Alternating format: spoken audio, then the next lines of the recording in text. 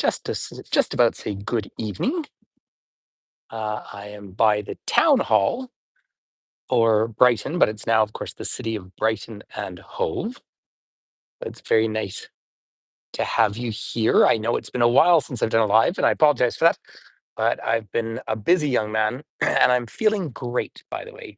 But I did after my last trip, I had yeah, a little bit of a sore back, sore neck, just little things that happen from time to time, but it's all good. And I'm down here on the south coast of England, and I want to take you for a bit of a walk around Brighton because it's gorgeous today. And we should catch a little bit of sunset. There we are. Hi, Marilyn. Hey, Emily and Carol. Hi there. Hi, everyone. So I always wait to see a few names come up. So feel free to share with friends and everyone that we're live. Hey, Mary Lou. Hi there. Calgary. Jeff, how are you, pal? I heard I heard that there were some real storms at home. Like the roads were very, very bad. So much so that it virtually closed between Banff and Canmore. So I think they got warm for a while, then it dropped down. Hi, everyone. So big hugs. Now, just out of respect, I'm not going to greet everyone because people will be watching this as a replay, but I see so many names I recognize. Now, this is not a political walk. I'm glad you got the notification. That's great. This is not a political walk, but I just want to share with everyone something here. Ready? Guess what's not for sale? So that's unfortunately not the most comfortable material, but I had ordered two shirts. They weren't there, and I found this. I found this in Calgary Airport. Um, Lovely, Marilyn. Are you in? Yeah, it's yep. So we're not for sale. Um, and I've never been someone can't afford exactly right. I've never been someone who wanted to export my patriotism. And it's I want to get on to Brighton here, but I just thought I'd share this for a minute. I was never a person who like sewed a Canada flag on my backpack or anything like that. It does go back to the Vietnam War, which Canada didn't support. So there is actually a bit of a historic narrative about it. But having worked as a guide over here for years and all over Europe and everything, when a whole group of Canadians always, it's not actually about us, it's about where you're visiting. But in this particular case, um, I will know I'm not meaning Bonnie. I went out for lunch with my very, very dear friend John, who's lived here for 14 and a half years and he's lived in the UK for 30 something years. Um, yeah, so I'm doing a private tour. And if you want to follow along with our private tour, you need to join on to our subscriber group. We've been putting up some videos there. So we have a Facebook subscriber group, and that's where I have someone on tour, very private tour. My next tour is in France 2 days after I finish this one. But we just thought we'd, protect people's privacy a little bit. Anyway, I never exported my patriotism, but now, see, I even put on my hat right there, a little Canadian flag, and I've had a few people comment. Now, I wasn't wearing the shirt all day, but I thought as the first video that I've done since being over here. So that's enough of that political statement.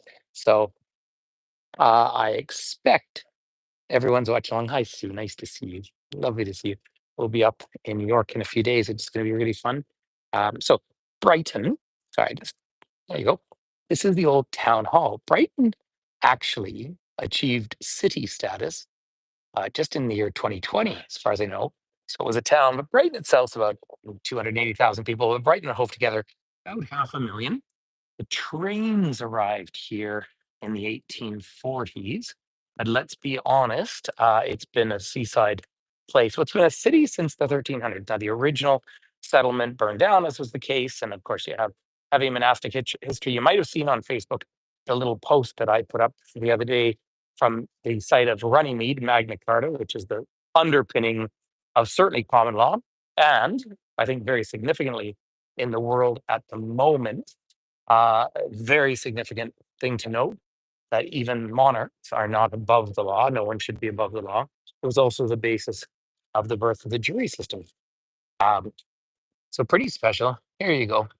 This is near here stood St. Bartholomew's Grange, founded by St. Pancras, St. Pancras Station up north in the 13th century and burned down in 1514. Now, I'm in an area called the Lanes. Now, if you like to eat, so a few of the things I love about Brighton. Obviously, you have the coast, which is just spectacular. It's a rocky beach. It's not a sandy beach. but it is beautiful. And I fully intend to go for a swim tomorrow morning in the oceans, the English Channel, of course. You cannot see across far enough as France, although it's so funny because I, if I kept driving to the eastern here, you'd get to Eastbourne. I'm not old enough to go there yet. And then you get to Hastings, which of course, Battle of Hastings, 1066, the Norman Conquest. And remember that because I'm going to give everyone a virtual tour from Bayeux in France, somewhere around the 12th of April. And that is the Bayeux Tapestry that tells the whole story of William the Conqueror coming over here in their longboats. They were effectively Vikings rather than French, and that was, they say, the last invasion of England. That's not entirely true, but look at the lovely cherry blossoms coming out. So that gives you some of the really ancient history. But the royals came down here, and just down the road a ways is the Grand Pavilion. You know what? I don't want to go down the small lanes because sometimes I lose my reception. But I just want to come down, and this whole area is called the Lanes. So really fun restaurants. Been coming down to Brighton for years and years and years. I think I was 17 years old the first time I came here.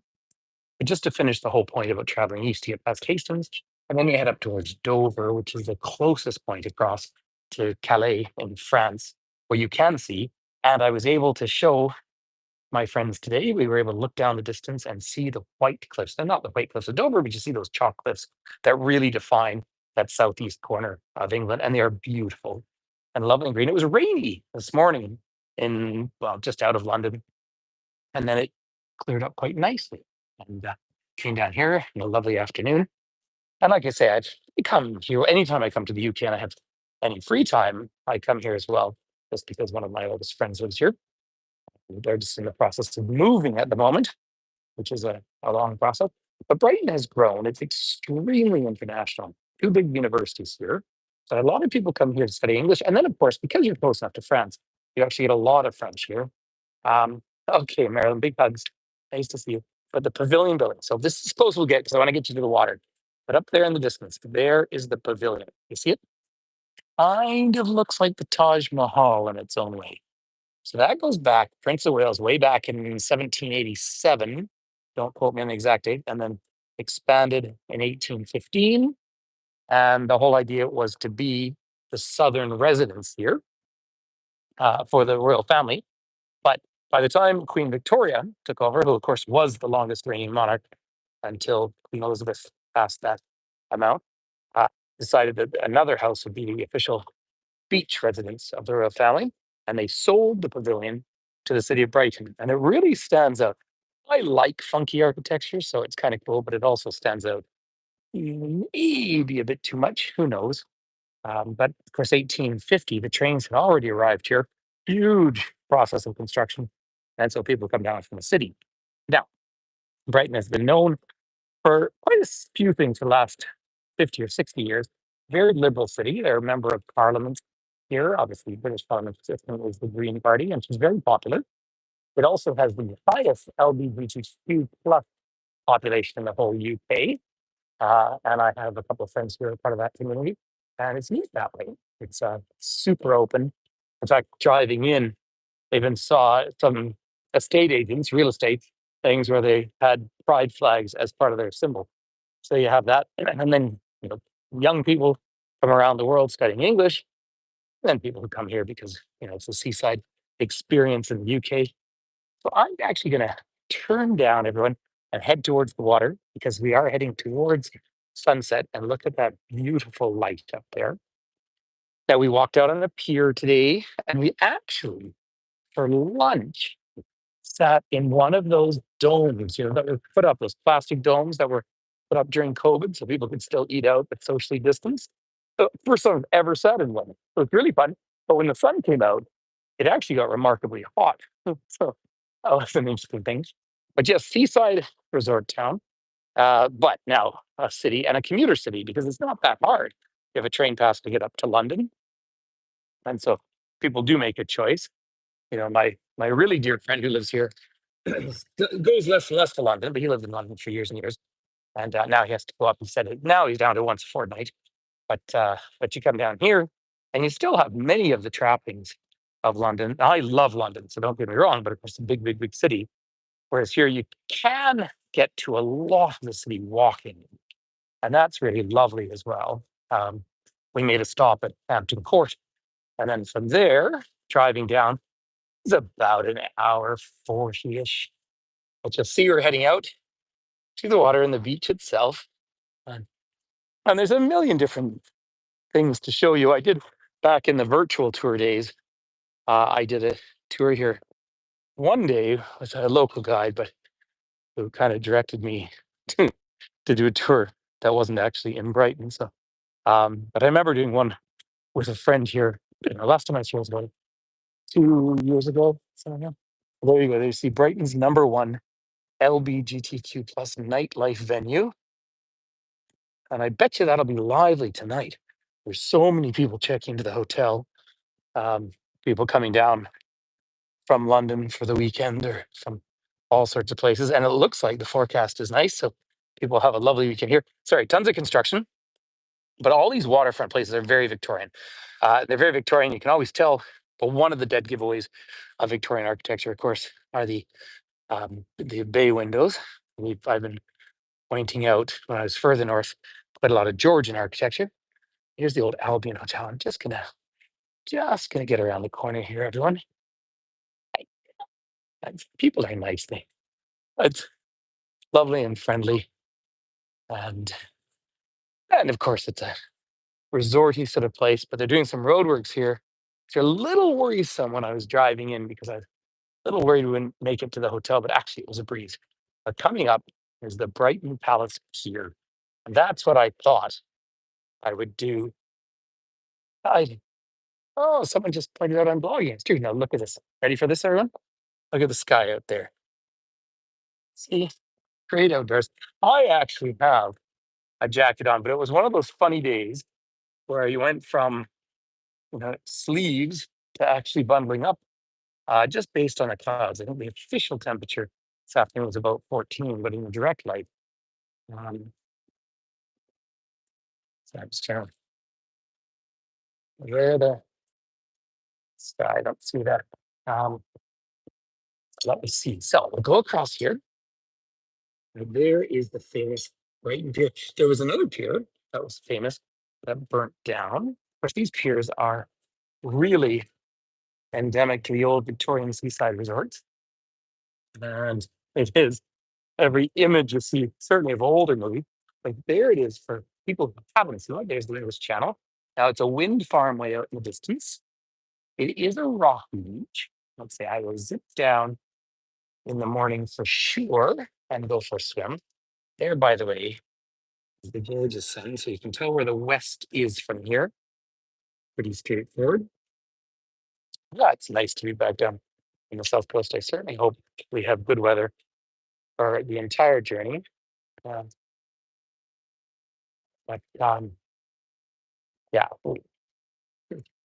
well, it's a different stats. But as we come up around here, I thought we'd come out on the pier. Oh, I love the diversity of the city, and it's really fun because you hear so many. Now, of course, that's where I live too, but you hear so many different accents and languages. People who live here in the UK and people from around the world. Now, I think a lot of people are is Hove and okay, yeah, great question. So Hove is really just a little bit to the west of here. So it's Brighton and Hove. You don't even know when you've crossed. There's a line in the ground, but you don't really know when you've crossed from Brighton to Hove. So it's really now the city of Brighton and Hove. Hove is straight down that way.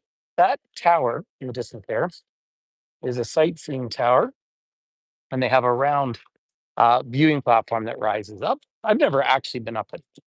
My buddy who lives here doesn't necessarily think it's particularly worth it, but down below, there's all sorts of fun pubs and restaurants. And then you can go the other way, of course. Well, actually, if you really keep driving west, I told you about East, where you get the Eastbourne and Hastings and up to Dover.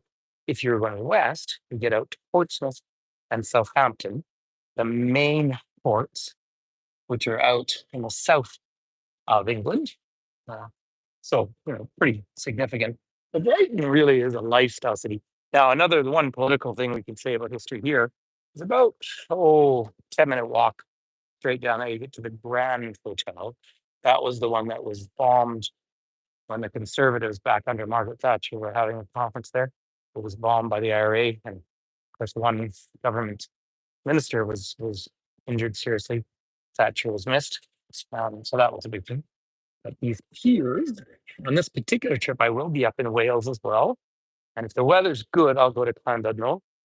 It's I'm sure as famously has a pier as well. But I will be heading to Betsy Coed on that part of the trip, and beautiful Betsy Coed. Hopefully, the weather is wonderful. The sky is gorgeous. This is what we're hoping for. Actually, staying at a hotel back up on the right. Um, the Brighton Rock Candy, I honestly don't know. It probably is. I just don't tend to. That's quite a common thing around Stampede at home as well.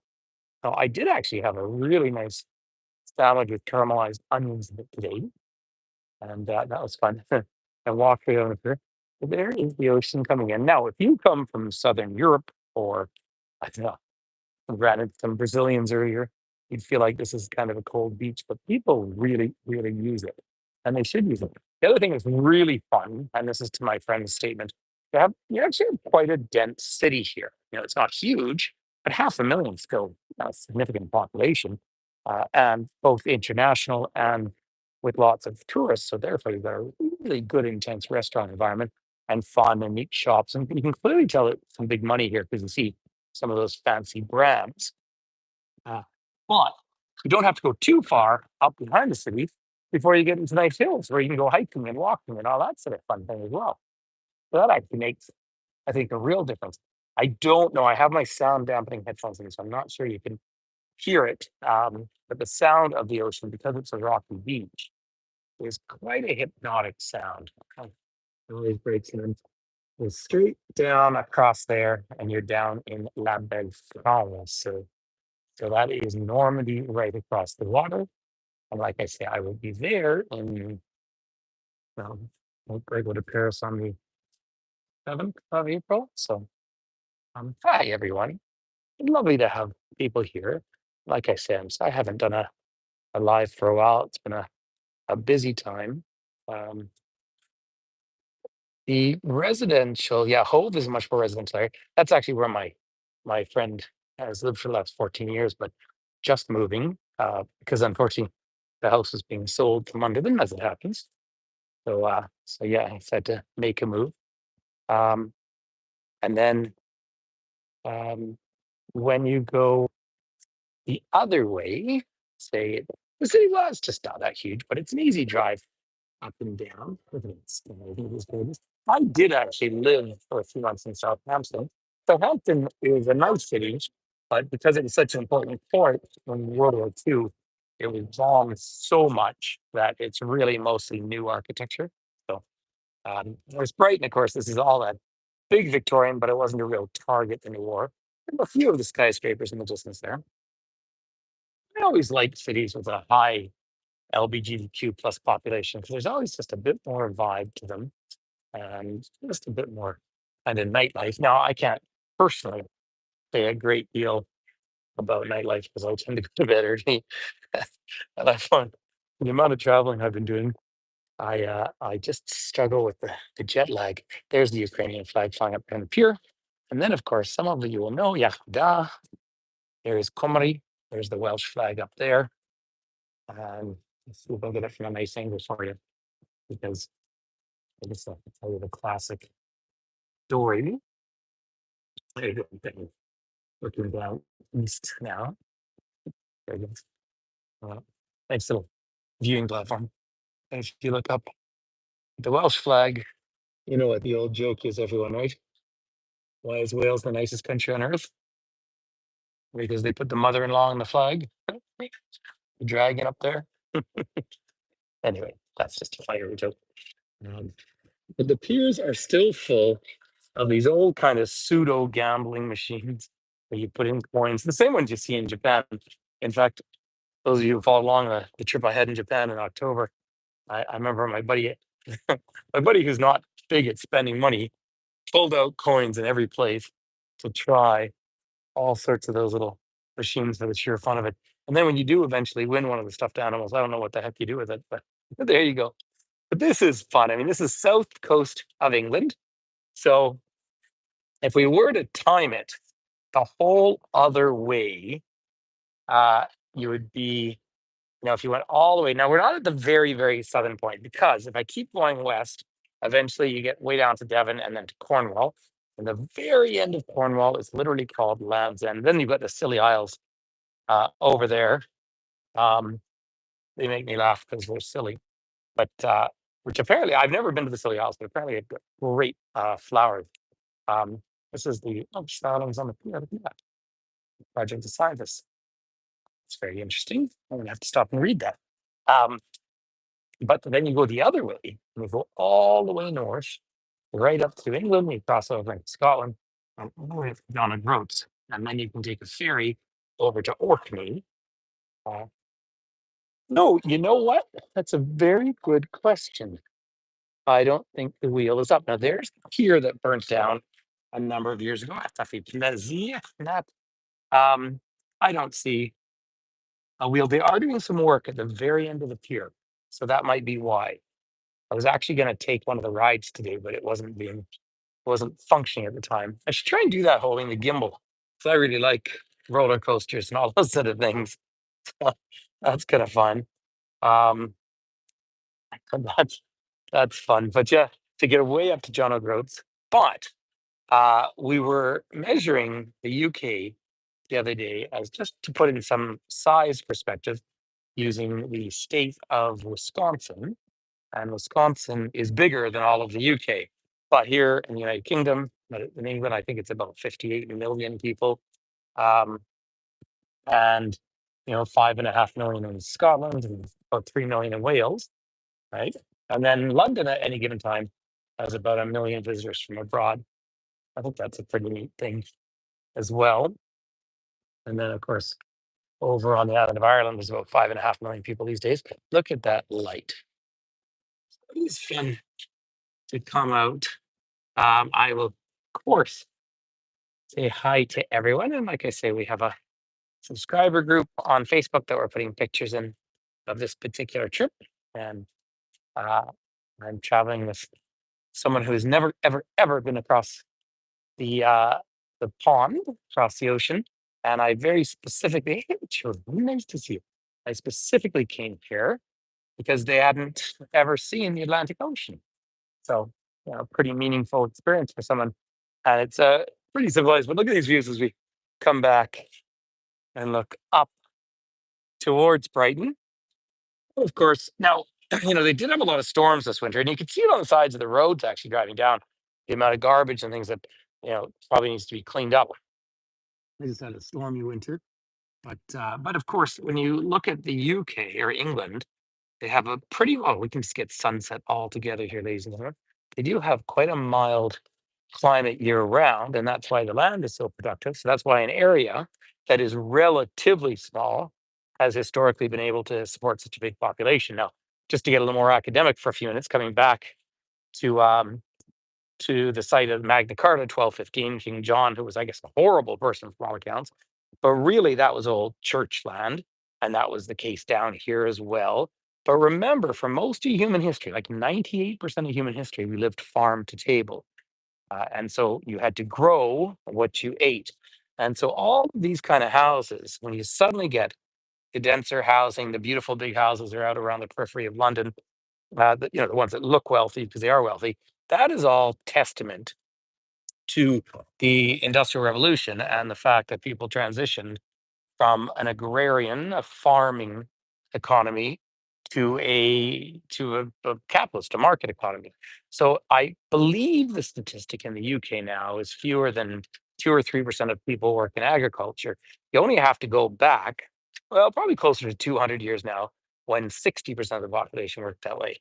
So as soon as you industrialize, then that's really how cities start to grow. Because otherwise, you had that sort of feudal system where you hid in behind the walls, and that's where it was so neat going up and seeing the sheer size of Windsor and what a castle looked like. But all the other houses around it would have been historically the farmland and the old feudal deal. And of course, this is a very short version. It's just such a good sunset. I want to just keep the screen on it. But in that old system, you would have basically the lords traded labor for security. So then you're attacked. That's why you have the walls and you brought the people in. Look at that sun going down. I hope everyone's still seeing me okay because I'm not seeing any chat at the moment. I hope you are, and I certainly appreciate, of course, any contributions that you can contribute. I know I've been doing fewer tours. I did put up though, um, I guess the day I was leaving home, a video on YouTube here about March in Banff and things to do. I was out on my bike, so appreciate if you share that around. That would be very nice. You can see great. But I just it happened to me. Part of the reason I haven't been doing well, thank you, Nat. Thank you. Part of the reason I haven't been doing as many on this platform is it just failed on me a couple times. By the way, I'm gonna still give you the sun, but I just want to show lots of people coming out on the pier. Now, if you wandering through the lanes, you can tell the crowds are getting ready to party tonight. I could tell in the hotel there's clearly a couple of weddings happening, people with flowers, and it's just lovely. Hey, merci, c'est gentil. But a little bit of water coming down. So it is still spring. It's March, but it depends where you are in the world.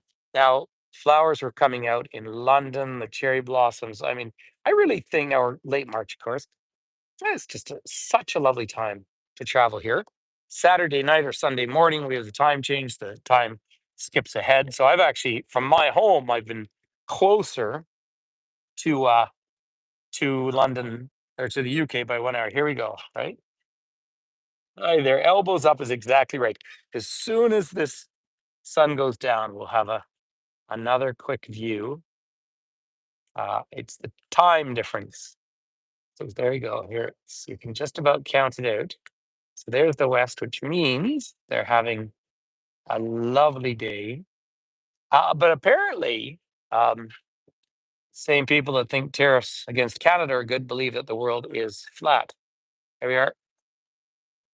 Uh, and it is three, two, boom. There, the sun has set. Um, I heard I'm missing a dump of snow. I mean, I heard so much so that a friend put on Facebook that it took over 2 hours to get from Banff to Canmore. That's a 20-minute drive. So just for all my friends from back home, see that? Not for sale because it's not for sale. And that's pretty important as well. I mean, it's really, really, really important. And it's a funny time that's happening in the world because there's some really yeah, elbows up. By the way, if anyone needs to understand that, because that's important, elbows up is of course hockey references. Um, I don't know if it was Gordie Howe or someone. Um, yeah, I cannot wait for the daffodils up there. But elbows up are when you drop your gloves in a hockey fight and you're getting up to protect yourself. And it looks much like we might get a really competent prime minister here. So, yeah, well, Charlie Angus brought the term up again. And of course, I'm having the same struggle a lot of Canadians are because Charlie's party would be my party, but I think I'll probably end up on Team Carney this time around. But on that note, there is a spectacular sunset here from the south of England. Um, well, it's a it's an awful, awful time. And I guess if we're going to have a moment conversation, I feel, and remember, I am genuinely a historian. Um, I had focused a lot on post-colonial history, but I feel like we are. Gordie Howe, yep. Gordie Howe's nephew was my gymnastics coach. And somewhere I have a signed card from Gordie. But I I think we have I feel like the world is kind of like Germany in 1933, 1934 at the moment.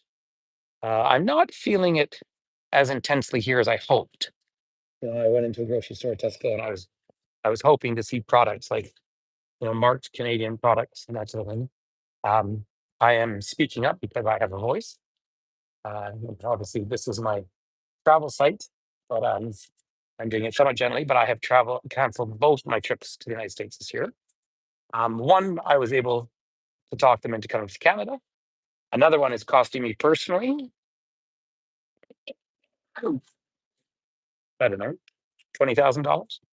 But I just ethically can't do it unless something changes um, really intensely. So um, anyway, I don't do many TikToks, but and I try and keep that separate from other things. But I did one that has now been viewed by 2.6 million people, and I was interviewed today by a journalist actually in London and some other posts. So, but the only reason I speak up, well, not the only reason.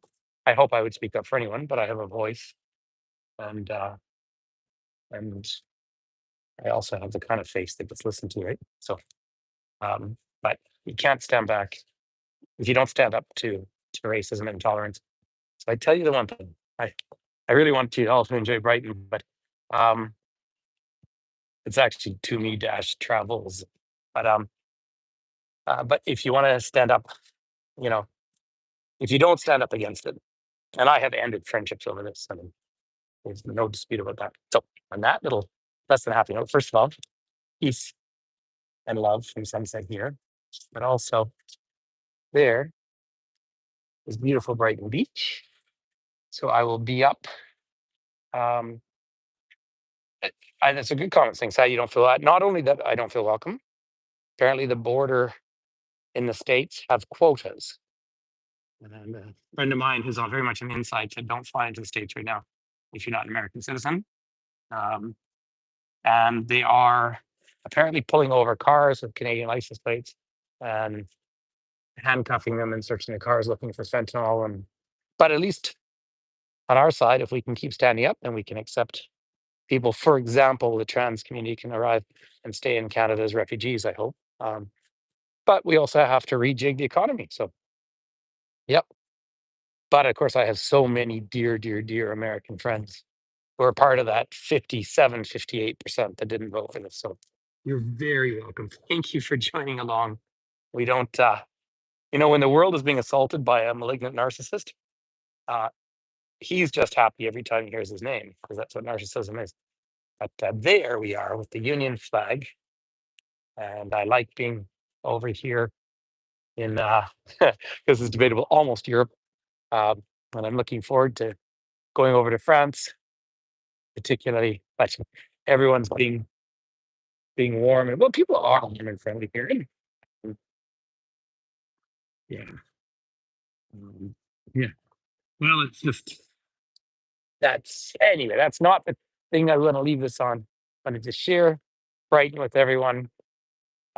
It will be an early night and get up and enjoy this beach in the morning and go. I see there's someone in the water. See you do it. And I'll go for a morning swim and get good exercise on my feet on the rocks. So nice to see everyone. Oh, there's the lights coming on. There's a perfect thing. Look at the lights out here. All right, ladies and gentlemen. Listen, big hugs. Thanks for connecting. Lots of love. And I will see you. London, I'm pretty packed. I think it'd be a long shot, but I think I'll try and do a tour up in York because I'll have some time there. And then, oh, Liverpool, I'd love to. And then I'll be in North Wales. So we're doing a pretty neat route through England here, and we'll even be in Manchester for a couple of nights. All right, ladies and gentlemen, lots of love. Take care. Um, oh, you'll get tours from your friends. Yep, absolutely. Absolutely. The main emphasis there is Normandy, but I'll be in Paris. I'll be in Brussels as well, where I'll hopefully be growing a little taller. In fact, I'll be sprouting. All right, that's enough of that. Take care. Lots of love, everyone. Bye bye.